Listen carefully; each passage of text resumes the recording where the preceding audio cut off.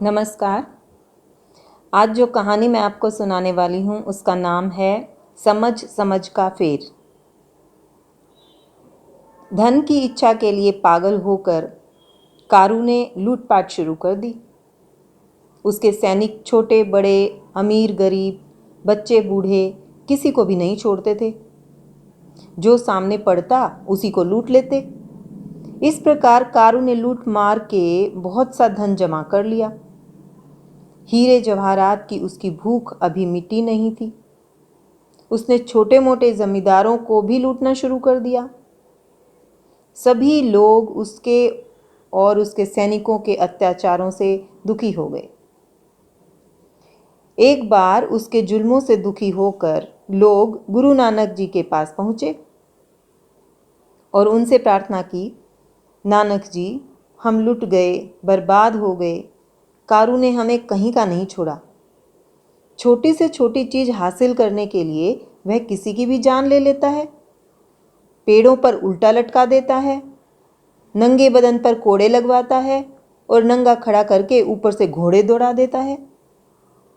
नानक देव ने लोगों की बातें सुनी और दुख के साथ कहा, यह तो कारू बहुत ही बुरा कर रहा है। एक वृद्ध ने कहा, नानक देव जी, आप तो संत हैं, वह आपका आदर भी करता है। यदि आप उससे यह सब नहीं करने के लिए समझाएंगे तो वह आपकी बात मान जाएगा। हम पर दया कीजिए और जाकर उसे समझाइए। लोगों का दुख देखकर नानक देव कारू के पास पहुंचे।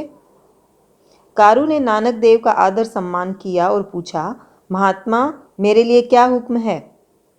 नानक देव ने उसे एक सुई देते हुए कहा, यह सुई लो और अपने पास रख लो। अगले जन्म में मैं आकर तुमसे वापस ले लूंगा। कारू ने समझा कि नानक देव उससे विनोद कर रहे हैं। उसने सुई ले ली। नानक देव ने फिर कहा, खोना मत, मैं अगले जन्म में वापस लेने आऊंगा।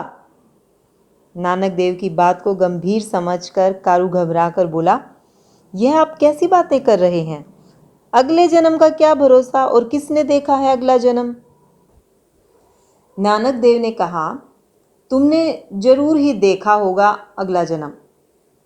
कारू बोला, नहीं, मैंने नहीं देखा और न ही जाना कि अगला जन्म कब कहाँ होता है।